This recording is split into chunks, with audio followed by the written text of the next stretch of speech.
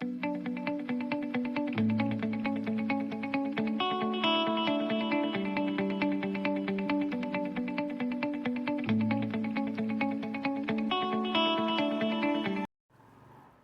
Morning students, कैसे हैं आप सब लोग।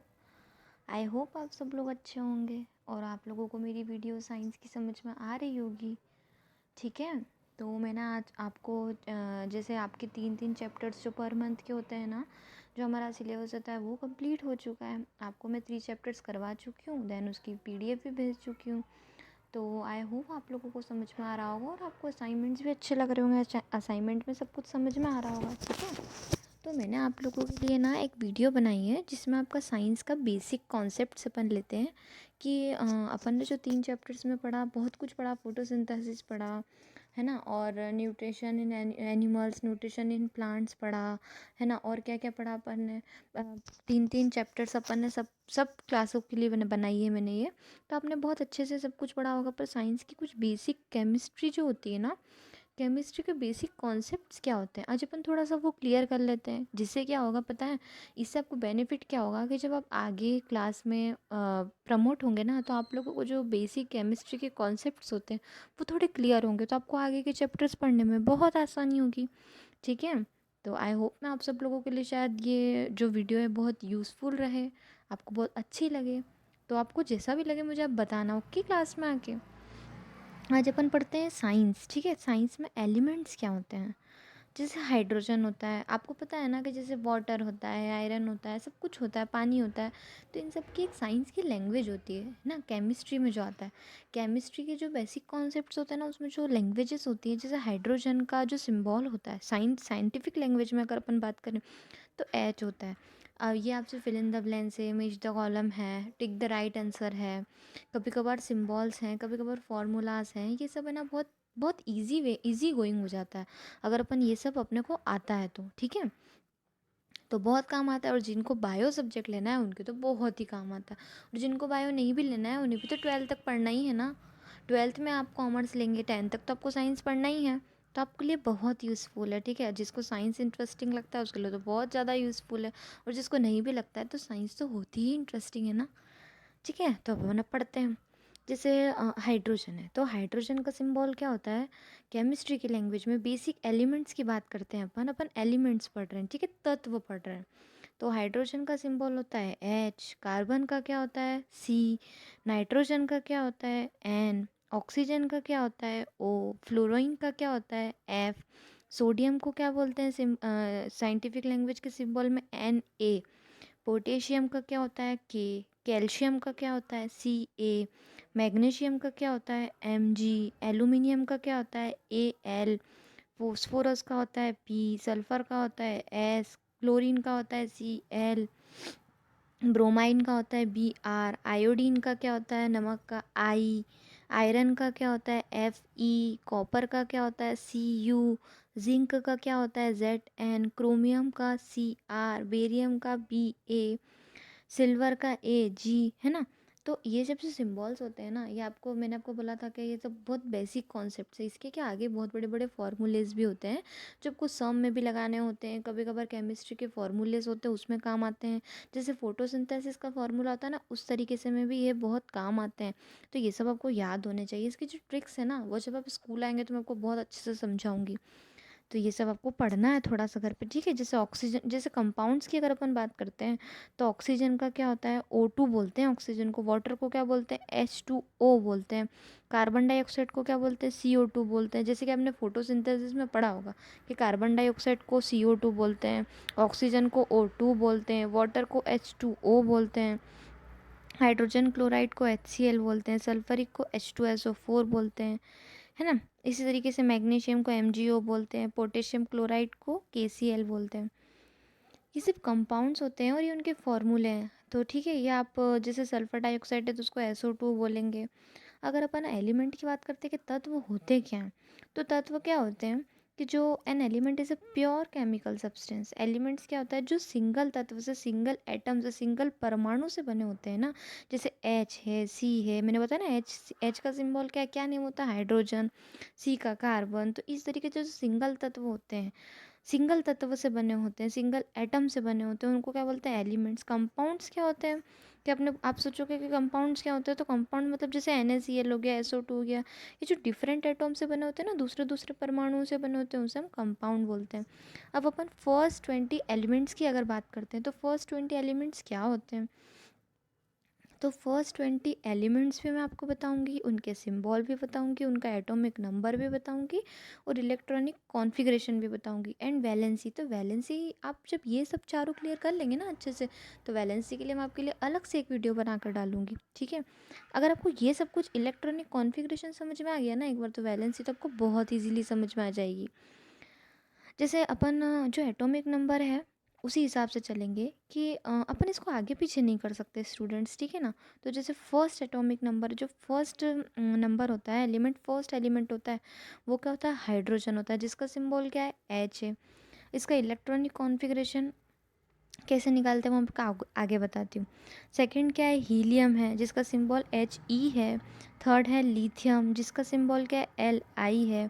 फिर बेरिलियम आता है ना, उसका Be है। फिर बोरोन आता है, देन कार्बन आता है, देन नेक्स्ट नाइट्रोजन आता है, नेक्स्ट ऑक्सीजन आता है, फिर फ्लोराइन आता है, फिर नियॉन आता है, फिर सोडियम आता है, फिर मैग्नीशियम आता है, देन एलुमिनियम आता है। तो ये सब है ना, आपको फर्स्ट 20 एलिमेंट्स याद करवा रही हूँ सिर्फ। तो इसकी भी बहुत सारी ट्रिक्स होती हैं जो मैं आपको बताऊँगी, बट आप इसको रीड तो करें, आप इसे पढ़े तो सही अच्छे से। तो ये सब बेसिक कॉन्सेप्ट्स, ओके। इसके तो बहुत सारे आगे फार्मूलेज भी आते हैं, और इसका पूरा एक बहुत बड़ा चैप्टर भी आता है।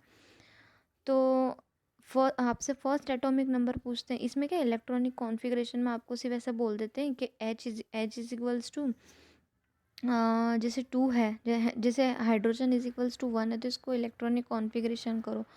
तो अपन इलेक्ट्रॉनिक कॉन्फ़िगरेशन कैसे करते हैं, ठीक है।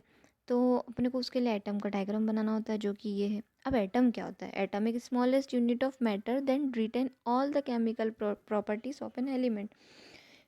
एटम क्या होता है? स्मॉलेस्ट यूनिट होती है, ठीक है। जो केमिकल प्रॉपर्टीज़ जो होती है ना, मतलब जो रिटेन, जैसे ऑल द केमिकल प्रॉपर्टीज़ होती है एलिमेंट्स के अंदर, वो एटम जो होती है स्मॉलेस्ट यूनिट होती है। जैसे atom consist 3 types. Atom 3 types के होते हैं। कौन कौन से होते हैं? प्रोटॉन। प्रोटॉन जो होता है वो पॉजिटिवली चार्ज करता है। इसके साइंटिस्ट कौन है? रदरफोर्ड है। इलेक्ट्रॉन नेगेटिवली चार्ज करता है, इसके साइंटिस्ट कौन है? थॉमसन है। न्यूट्रॉन जो होता है वो कुछ भी चार्ज नहीं करता है, ठीक है। तो इसके साइंटिस्ट कौन है? जेम्स शेडविन है। तो 3 टाइप्स एटम, 3 टाइप्स के होते हैं। जो प्रोटॉन होता है वो सबसे बीच में होता है, जो पॉजिटिवली चार्ज करता है, ठीक है। न्यूक्लियस बोलते हैं जिसे हम। दिख रहा है आपको? अब जिस इसमें शेल होती है, 4 शेल होती है, K shell, L shell, M shell और एन शेल। अब के शेल अपन, जैसे अब अपन इसको कैसे निकालेंगे, इसका भी फॉर्मूला होता है, जिसे दिख रहा है 2n² होता है। तो के को अपन 1 मान लेते हैं, एल को अपन 2 शेल मान लेते हैं, एम को अपन 3rd शेल मान लेते हैं, और एन को अपन 4 शेल मान लेते हैं। ये सब अपन क्यों कर रहे हैं? इलेक्ट्रॉनिक कॉन्फ़िगरेशन निकालने के लिए, ठीक है। ये कॉम्पिटिटिव में भी बहुत काम आता है ये चैप्टर। अगर जो कॉम्पिटिटिव की तैयारी करेंगे ना, उनके लिए भी बहुत काम आएगा। तो जैसे अपन ने K1L2 एम को 3 शेल माना और एन को 4th शेल माना, तो अपन कैसे निकालेंगे? इसका फॉर्मूला क्या था? 2n²। ये आपको याद होना चाहिए। इसका फॉर्मूला क्या होता है? 2n²। अब k इज इक्वल्स टू 1 दिख रहा है, तो k इज इक्वल्स टू 1। अब फॉर्मूला क्या है अपना? 2n² है, तो 2 अपन ऐसा कैसा रखेंगे? फिर n की जगह क्या रखेंगे? 1 रखेंगे, ठीक है। उसके बाद स्क्वायर करेंगे, तो 1 का स्क्वायर क्या होता है? 1। और 1 इसको जब अपन मल्टीप्लाई करेंगे, 1 2 ज़ा, तो क्या हो गया? 2। तो k इज इक्वल्स टू क्या होगा? 2। अब l इज इक्वल्स टू 2 है, तो 2n² का फॉर्मूला रखेंगे। 2 ऐसा कैसा आएगा? l की जगह क्या आएगा? 2, उसका स्क्वायर। 2 2 ज़ा 4, 4 2 ज़ा 8, ठीक है। m is equals to 3। इसी तरीके से 2n² का फॉर्मूला रखेंगे, तो 2 ऐसा कैसा रखेंगे? n की जगह 3, उसका स्क्वायर, तो 3 2 ज़ा 6 और 6 2 ज़ा 3 2 जा 3, सॉरी स्क्वायर करेंगे, 3 3 ज़ा 9 और 9 2 ज़ा 18। n इज इक्वल्स टू 4, तो 2n² फिर इसी तरीके से रखेंगे, तो क्या आएगा? 32 आएगा। ये अपन क्यों कर रहे हैं? इलेक्ट्रॉनिक कॉन्फ़िगरेशन करने के लिए, ठीक है। अब इसमें ना कुछ रूल्स होते हैं, ये जो निकले हैं ना आपका 2, 8, 18 और ये 32 आपको दिख रहा है। KLMN, K is equals to 2 है, L इज इक्वल्स टू 8 है, M इज इक्वल्स टू 18 है और N इज इक्वल्स टू 32। अब ये जो डायग्राम दिख रहा है ना, तो इसका मतलब ये होता है कि जब हम कॉन्फ़िगरेशन करते हैं तो देखिए इस तरीके से, जैसे K में कितना है, K इज इक्वल्स टू 2 है, तो K जो फर्स्ट शेल होती है उसमें 2 एटम भराएंगे खाली, ठीक है। सेकेंड में कितना आएंगे, 8 आएंगे, थर्ड में कितने आएंगे, 18 आ सकते हैं, और फोर्थ में कितने आएंगे, 32 आ सकते हैं। इस तरीके से हम इसका कॉन्फ़िगरेशन करते हैं। अब हम निकालते हैं, जैसे मैंने आपको समझाया था। अब कार्बन, तो कार्बन क्या होता है, ये आपको एटॉमिक नंबर देखना पड़ेगा। जैसे देखो, जो आप मुझे बोलोगे मैं उसका एटॉमिक नंबर निकालूंगा। मैं आपको एग्जाम्पल में बताती हूँ कि अपन कौन सा एटॉमिक नंबर निकालते हैं। जैसे अपन ने कार्बन का निकाला, कार्बन क्या है, 6 है, तो निकालते हैं अपन। Carbon is equals to 6। अब KLMN अपन लिख देंगे यहाँ पर। अब 6 है तो सबसे पहले वाली शेल में कितने एटम भराते हैं, 2 भरा जाएंगे, तो दो के शेल में भरा गए। अब कितने बचे, 6 में से 2 गए तो 4 बचे। 4 जो हैं वो सेकंड शेल में भरा जाएंगे। कौन सी वाली शेल में भरा जाएंगे, L शेल में भरा जाएंगे। तो इसका इलेक्ट्रॉनिक कॉन्फ़िगरेशन क्या हुआ, 2 और 4, है ना। तो ये देखिए 2 और 4, कार्बन में क्या आया, 2 और 4, ये इलेक्ट्रॉनिक कॉन्फ़िगरेशन हुआ।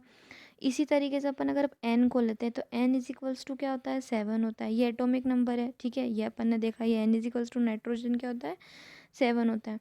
तो वही अपन KLMN, अब इसमें अपन फर्स्ट में 2 भरेंगे के शेल में, ठीक है।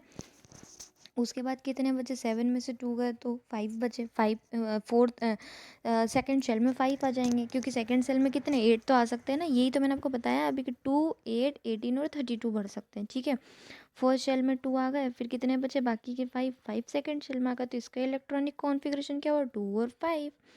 अब अपन देखते हैं यहाँ पर सोडियम का देख लेते हैं। सोडियम इज इक्वल्स टू 11 देख लेते हैं। सोडियम को कैसे भरेंगे, फर्स्ट शेल में फिर से 2 आ जाएंगे।